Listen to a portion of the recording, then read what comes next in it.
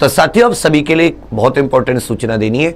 आज के अखबार में, कई सारे अखबार में, केवल एक में नहीं, कई सारे अखबार जो उत्तर प्रदेश के होते हैं, उसमें उत्तर प्रदेश पुलिस कांस्टेबल 60,244 भर्ती को लेकर यहां पर इसमें जो उसकी कट ऑफ वगैरह आनी है उसके बारे में है कि सिपाही भर्ती इस माह के अंत तक जारी होगा कट ऑफ।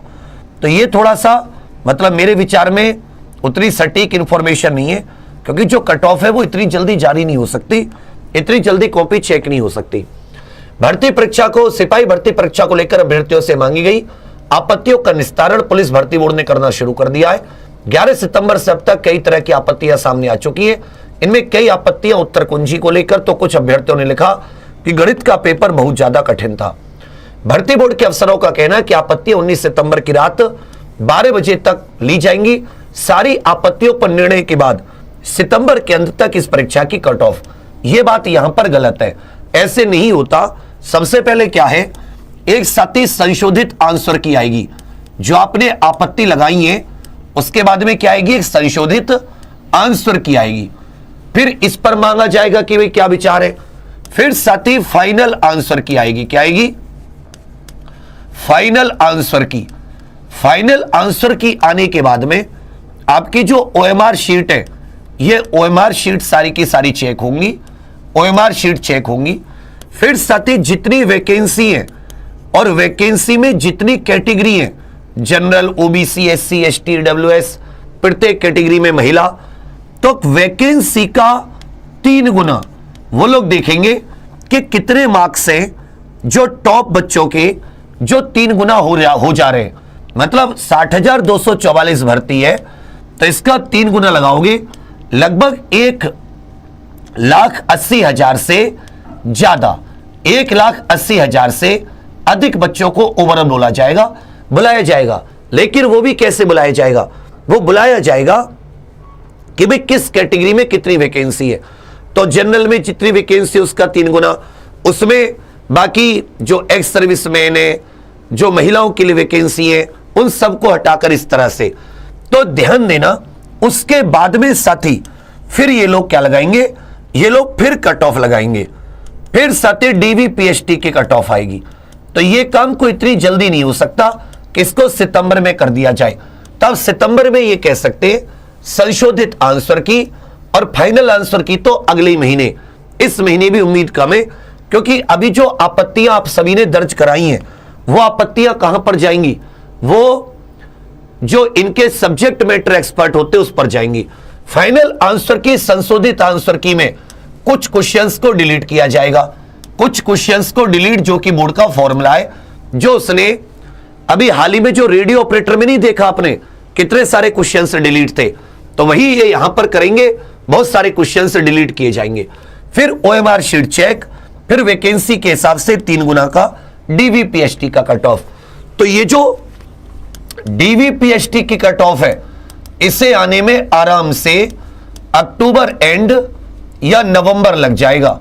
तो मतलब आप ऐसा समझिए कि ये जो इन्होंने लिख रखा है कट ऑफ सूची, ये गलत, मतलब थोड़ा सा, तो जो भी मान लो इनसे इतनी जल्दी कट ऑफ नहीं आ सकती। ये एक्चुअल में बच्चा इनके द्वारा जो बताया गया है वो आंसर की के हिसाब से। इस तरीके में तो कोई दिक्कत आपको नजर नहीं आ रही। हमेशा ऐसे ही तो होता आया है कि पहले आंसर की आ गई, फिर आपने जो आपत्तियां दर्ज की है संशोधित आंसर की, फिर क्वेश्चन डिलीट होके फाइनल आंसर की, फिर ओएमआर शीट चेक। मतलब ये साथ साथ चलता रहेगा, ये साथ साथ चलता रहेगा ओएमआर शीट।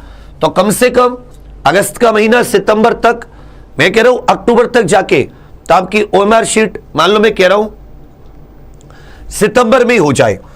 तो अब यहां पर फिर इन्होंने क्या कहा है, उसके बाद में इन्होंने साथी आपकी, जब ये साथी आपका फाइनल ज्वाइनिंग होगी, जो 40 से 45 हजार आपकी वैकेंसी है, नई भर्ती जो है, नई भर्ती।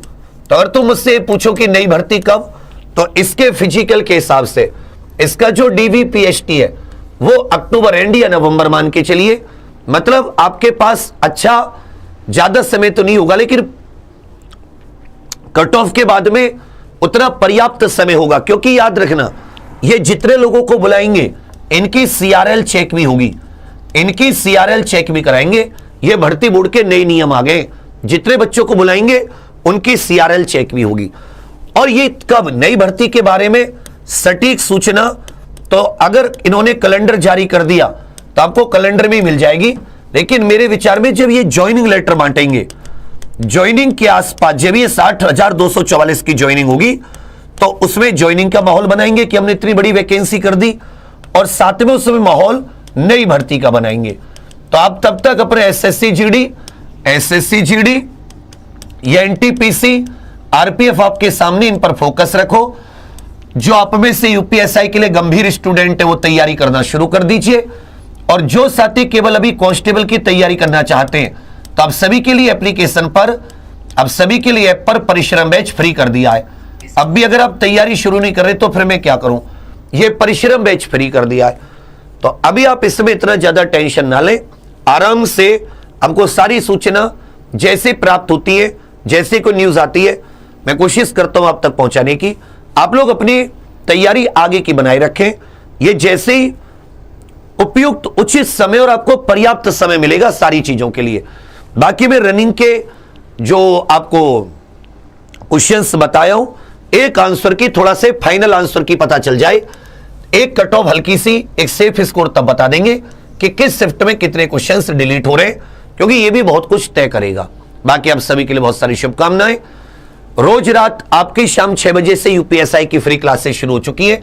अब सभी लोग शाम 6 बजे से यूपीएसआई की फ्री क्लासेस जरूर लीजिए। देखो, पढ़ाई बंद मत कीजिए, उसके अलावा आरपीएफ, एसएससी, जीडी, एनटीपीसी सबकी क्लास चल रही है।